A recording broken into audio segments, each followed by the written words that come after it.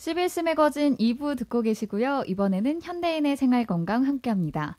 오늘은 우리가 잘못 알고 있는 소아의학 상식에 대해서 예사랑 아동병원 이수야 원장과 자세히 알아보도록 하겠습니다. 원장님 반갑습니다. 네, 안녕하세요. 네, 오늘은 제가 흔히 잘못 알고 있는 상식에 대해 질문해 볼 건데요. 설명 좀 잘 해주세요. 먼저 첫 번째, 보통 열이 날 때 해열제를 많이 먹이잖아요. 예. 이거는 괜찮은 거죠? 대부분 해열제를 빨리 먹여가지고 열을 빨리 떨어뜨리는 거를 목표로 하지만요. 대부분 아이가 평소보다 1도에서 2도 정도 높으면 안정시키는 게 좋은 방법이기도 하지만 네. 대개는 아이가 탈수가 있거나 구토를 하는 등의 증세가 있을 때는 오히려 콩팥이 안 좋아질 수 있기 때문에 해열제를 먹이면 증상이 악화될 수가 있습니다. 그리고 또한 신생아에게 있어서 열은 너무나 위험한 증세일 수가 있기 때문에 가까운 병원을 찾는 게 우선합니다. 그래서 이제 아이들이 대부분은 성인에 비해서 1도 정도 체온이 높은 게 일반적이기 때문에 아이가 실내에서 잘 놀거나 주변 환경에 따라서 쉽게 체온이 오르내리기도 하죠. 그래서 만약에 평소와 다름없이 잘 놀고 잘 뛰어논다면 주의 깊게 지켜보는 게 오히려 낫고요. 네. 만약에 100일 미만 아이가 온도가 높거나 그리고 6개월 이상 아이가 38도 5분 이상이 넘으면 전문의 진찰을 받는 게 오히려 좋습니다. 그리고 만약 해열제를 먹여야 한다면 반드시 어린이용 해열제를 먹이실 거를 권고합니다. 어린이용 해열제는 성인이 먹는 거랑 어떻게 다르죠? 어린이용 해열제는 체중에 비해서 그 아이가 콩팥에 부담이 없을 정도의 해열제가 있고요. 또 예를 들면 아스피린이라든지 이런 해열제는 레이신륨 같은 걸 유발할 수 있기 때문에 네. 체중에 맞게 나온 어린이용 타이레놀이라든지 그 콩팥에 부담을 안 주는 브루펜 계열 해열제들이 잘 준비되어 있습니다. 네. 그리고 또 다음으로 아이들이 콧물이 많이 나잖아요. 그래서 콧물 흡입기로 어머님들이 이렇게 수시로 빼내는 그런 행위를 많이 하시더라고요. 이거는 괜찮은 건가요?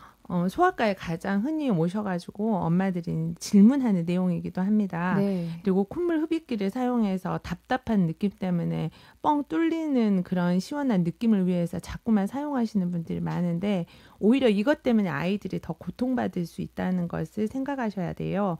왜냐하면은 이 콧물이라는 것도 필요해서 만들어지는 거기 때문에 만약에 코 속에 콧물이 얻게 되면 세균으로부터 무방비 상태가 되죠. 우리 몸은 그래서 얻게 되면 더 만드는 과정이 생성됩니다. 그래서 콧물이 부족하다고 느껴서 더 열심히 콧물을 만들어내서 악순환이 유발되게 됩니다.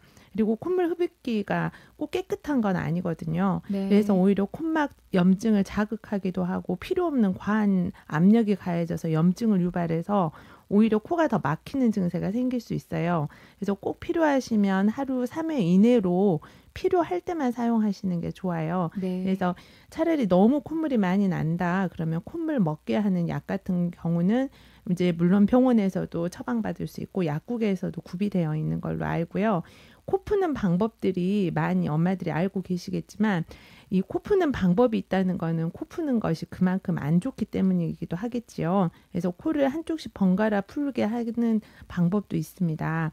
그렇지만 애가 너무 막혀서 이 아이가 괴로워한다면 따뜻한 가젤 수건을 묻혀가지고 물로 이렇게 코를 덮어주면 가습이 되기 때문에 저절로 뚫어주는 효과도 생기게 됩니다. 네. 그리고 욕실에 수증기를 채운 다음에 잠깐 아이와 같이 들어갔다 나오는 것도 아주 도움이 되고요. 네. 뭐 대부분은 꽉 막혀 있더라도 재채기하거나 기침을 하면서 나오는 경우가 많기 때문에 오히려 더 아이에게는 가만두는 것이 도움이 될 때가 더 많습니다. 네, 그러니까 심할 때를 제외하고는 자연스럽게 나올 수 있도록 그렇게 하는 게 좋다는 말씀이시죠? 예. 네, 그리고 다음으로는 우리 부모님들이 아이들한테 가장 관심을 가지고 있는 게 키예요. 우리 예. 아이가 키가 얼마나 클 수 있는지 그게 가장 관심사인데 성장판이 다쳤다고 해도 다시 열어주는 치료가 있다 해서 많이 찾아다니거든요. 예. 정말 그런 치료가 있나요?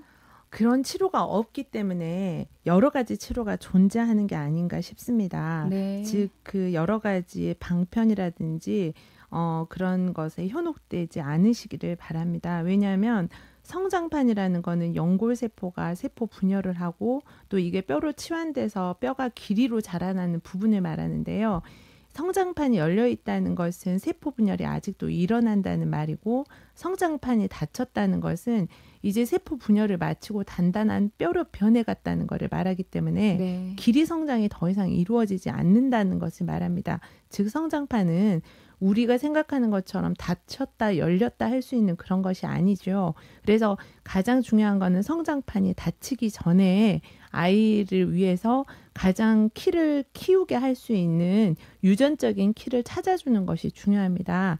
그래서 가장 흔히 엄마들이 알 수 있는 거는 비타민 D가 결핍되어서 키가 자라지 않을 수 있는 아이들이 의외로 많아요. 네. 그래서 비타민 D가 부족하다면 비타민 D를 보충해 줘야 되고 가장 키 크는데 효율적인 거는 운동이라는 것을 명심해 주셔야 될 것 같아요. 네. 오늘 이렇게 잘못된 소아의학 상식에 대해서 알아봤는데요. 잘못 알고 있었던 상식들이 많았던 것 같아요. 그리고 또 아직까지 민간요법으로 해결하려는 분들이 많은 것 같은데 정말 아이를 위한다면 의사와 상의해서 전문적인 치료를 받는 걸 추천합니다. 네, 원장님 오늘 말씀 잘 들었습니다. 고맙습니다. 네, 감사합니다. 네, 지금까지 예사랑 아동병원 이수연 원장과 이야기했습니다.